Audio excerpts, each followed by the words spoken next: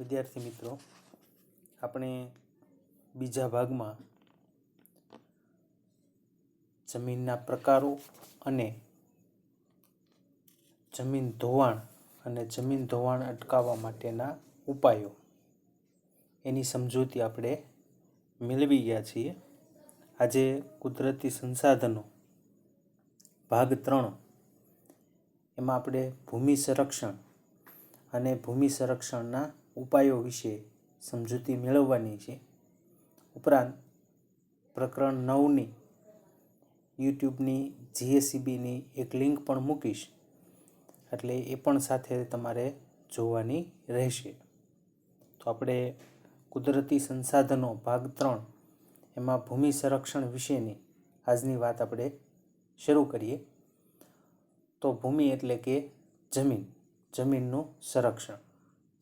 ભૂમિ સંરક્ષણની વ્યાખ્યા: ભૂમિ સંરક્ષણ એટલે જમીનનું ધોવાણ રોકીને જમીનની ગુણવત્તાને જાળવવી, એને કહેવાય ભૂમિ સંરક્ષણ. જમીનનું ધોવાણ રોકવું અને જમીનની ગુણવત્તાને જાળવવી. જમીનની ગુણવત્તા એટલે શું? તો જમીનની ગુણવત્તા એટલે જમીનની ફળદ્રુપતા. જમીનનું ધોવાણ રોકવાનું અને જમીનની ફળદ્રુપતાને જાળવી રાખવી, એને ભૂમિ સંરક્ષણ કહેવાય. જમીન સંરક્ષણનો સીધો સંબંધ માટી કણોને પોતાની મૂળ જગ્યાએ જાળવી રાખવા સાથે છે. આપણે અગાઉ જમીન ધોવાણની વ્યાખ્યા જોઈ હતી કે જમીન ધોવાણમાં શું થાય છે. તો કુદરતી પરિબળો હવા અને પાણી દ્વારા માટીના કણો એક જગ્યાએથી બીજી જગ્યાએ સ્થળાંતરિત થાય છે.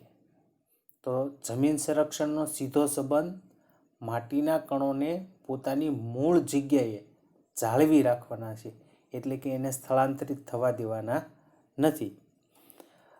જમીનનું જે ધોવાણ થાય છે એને અટકાવવાની વાત અહીંયા કરવામાં આવી છે. એને અટકાવવું એનું નામ જ ભૂમિ સંરક્ષણ. દુનિયામાં ઘણી બધી જગ્યાએ જમીનોના ધોવાણો થતા હોય છે. તો જે તે સ્થળ અને સમસ્યાને અનુરૂપ એના ઉપાયો યોજવામાં આવે છે. જો ભૂમિનું સંરક્ષણ ન થાય તો એનાથી પૂરની શક્યતાઓ વધે છે, જાનમાલની સલામતી સામે જોખમ ઊભા થાય છે, ખેતી ક્ષેત્રમાં ઉત્પાદન ઘટે છે. તો એટલા માટે ભૂમિ સંરક્ષણ ખૂબ જ જરૂરી છે. શું કરી શકાય? ભૂમિ સંરક્ષણના ઉપાયો. તો જુદા જુદા ઉપાયો છે. પરીક્ષામાં ટૂંકનોંધ સ્વરૂપનો પ્રશ્ન આમાંથી પૂછાઈ શકે. ભૂમિ સંરક્ષણના ઉપાયો. પહેલો ઉપાય છે જંગલોના આચ્છાદનને કારણે એના મૂળ જમીનના કણોને જકડી રાખે છે. આપણે અગાઉ એના વિશે વાત કરી ગયા છીએ. જમીન ધોવાણ અટકાવવાના ઉપાયો અને ભૂમિ સંરક્ષણના ઉપાયો આમ બધા સરખા જેવા જ છે. તો વધુમાં વધુ વૃક્ષો વાવવા જોઈએ. નદી, કોતરો, પહાડી ઢોળાવો, બંજર જમીન, વધુમાં વધુ વૃક્ષારોપણ કરવામાં આવે તો જમીનનું સંરક્ષણ થઈ શકાય છે. રણ ક્ષેત્રની નજીક વાતા પવનો એને રોકવા માટે વૃક્ષોની હારમાળા ઉગાડવી જોઈએ. એને રક્ષક મેખલા તરીકે ઓળખવામાં આવે. આવી રક્ષક મેખલા બનતા રણ આગળ વધતું અટકે છે. પવનની ગતિને કારણે રેતીના કણોને એ ઉડાડી અને એક જગ્યાએથી બીજી જગ્યાએ ઠાલવે છે અને એમ રણ આગળ વધે છે. પણ જો વૃક્ષોની હારમાળા હોય તો એ પવનને રોકે, રેતીના કણોને એ રોકે અને એના કારણે રણ આગળ વધતું અટકે છે. એટલે રણથી નજીક હોય એવા ક્ષેત્રોમાં આવી રક્ષક મેખલા ઊભી કરવી જોઈએ. નદીના પૂરને અન્ય નદીમાં વાળી સૂકી નદીઓ ભરી અને એને અંકુશમાં લેવા જોઈએ. આપણા દેશમાં આપણે જોઈએ તો કેટલીક નદીઓમાં ભયંકર પૂર આવે છે. કેટલીક નદીઓ 12 માસ એની અંદર પાણી જોવા મળે છે. તો કેટલીક નદીઓમાં માત્ર ચોમાસા દરમિયાન જ પૂર હોય છે, બાકીનો સમય એ સૂકી હોય છે.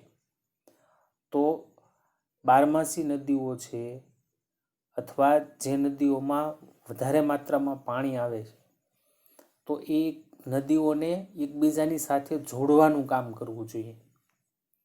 એટલે એના બે ફાયદા થાય કે નદીઓનું પૂર પણ અંકુશમાં રહે અને સૂકી નદીઓમાં પાણી ભરાય તો એ સૂકા ક્ષેત્રને પણ એ પાણીનો લાભ મળે. એટલે જમીન સંરક્ષણ તો થાય જ, પણ સાથે પાણીનો ઉપયોગ પણ થઈ શકે. ત્યાર પછીની વાત છે, અનિયંત્રિત ચરાણથી પહાડોની જમીનનું સ્તર ઢીલું પડે છે, એટલે એને અટકાવવું જોઈએ. એકની એક જમીનમાં વધારે પ્રમાણમાં પશુઓ ચરે તો એનાથી જમીન નબળી બને, ઢીલી પડે અને વરસાદના સંજોગોમાં એમાંથી વધારે પ્રમાણમાં માટીના કણોનું ધોવાણ થાય છે. એટલે ચરાણ પ્રવૃત્તિને નિયંત્રિત બનાવવી જોઈએ. ક્ષિતિજ સમાંતર ખેડ, સીડીદાર ખેતરો જેવી પદ્ધતિ અપનાવવી જોઈએ. જે ઢોળાવવાળા વિસ્તારો હોય ત્યાં ક્ષિતિજ સમાંતર ખેડ કરવી જોઈએ. ક્ષિતિજ એટલે જમીન અને આકાશ, આપણે દૂર સુધી નજર કરીએ અને જમીન અને આકાશ બંને ભેગા થઈ જાય એને ક્ષિતિજ કહેવાય. તો એને સમાંતર એટલે ઉપર નીચે ઢાળ હોય તો ડાબે જમણે એમ આડે સમાંતર ખેડ કરવી જોઈએ. અને સીડીદાર એટલે પગથિયા પદ્ધતિથી ડુંગરાળ વિસ્તારની અંદર ખેતી કરવી જોઈએ. એનાથી જમીનની અંદર પાણી પણ ઉમેરાય અને ધોવાણ પણ અટકે. છેલ્લો ઉપાય, ફળદ્રુપતા ગુમાવી બેઠેલી જમીનમાં પુનઃ સેન્દ્રિય પદાર્થોનું ઉમેરણ કરવું જોઈએ. જે જમીનો નકામી બની જાય છે એને બંજર જમીન કહેવાય. તો આવી ફળદ્રુપતા ગુમાવી બેઠેલી બંજર જમીનની અંદર ફરીવાર સેન્દ્રિય પદાર્થો, ખાતર ઉમેરવામાં આવે તો એ જમીન ફરીવાર ફળદ્રુપતા પ્રાપ્ત કરે અને એની અંદર ખેતીના પાક લઈ શકાય. તો ફરીવાર પુનઃ સેન્દ્રિય પદાર્થોનું ઉમેરણ કરવું જોઈએ. આ બધા ઉપાયો કરવાથી જમીનનું સંરક્ષણ કરી શકાય છે અને આજના સમયની એ બહુ મોટી જરૂરિયાત પણ છે. એના માટે બધા જ લોકોએ સાથે મળી અને પ્રયત્ન કરવા પડશે. સરકાર, સમાજ, લોકો આ બધાએ સહિયારા પ્રયાસો કરવા પડશે. કોઈ એક વ્યક્તિ કરે એનાથી આ કામ થાય એવું નથી. તો સૌ મળી અને જો પ્રયત્ન કરે તો કિંમતી મહામૂલ્ય જમીનને આપણે બચાવી શકીએ છીએ. આપણે જમીન નિર્માણમાં જોઈ ગયા હતા કે જમીનને બનતા હજારો વર્ષોનો સમય લાગે છે, પણ ધોવાતા સમય લાગતો નથી. ખૂબ વરસાદ પડે અને માટીના કણો ઢસડાય અને નદી વાટે દરિયામાં ઠલવાઈ જાય અને દરિયામાં ઠલવાના પછી એ માટીના કણો કોઈ કામના રહેતા નથી, કારણ કે એમાં ક્ષારનું પ્રમાણ હોય. તો ક્ષારવાળી જમીનમાં કોઈ પાક લઈ શકાતા નથી. તો જમીનને બનતા હજારો વર્ષોનો સમય લાગે છે અને એટલા માટે જ જમીનનું સંરક્ષણ આજના સમયની સૌથી મોટી જરૂરિયાત છે. તો મિત્રો, અહીંયા આપણું આ 8મું પ્રકરણ પૂરું થાય છે. હવે આપણે સળંગ ભૂગોળ વિભાગમાં 9મું પ્રકરણ વન અને વન્યજીવ સંસાધન એ આપણે શરૂ કરીશું. એક GSEBની લિંક આ પાઠની હું મૂકું છું, એ પણ સાથે તમારે જોવાની છે અને હોમવર્ક 1-2 વાક્યના પ્રશ્નો 2 પાઠના જેટલું ચલાવ્યું છે એ પ્રમાણમાં મૂકવામાં આવશે.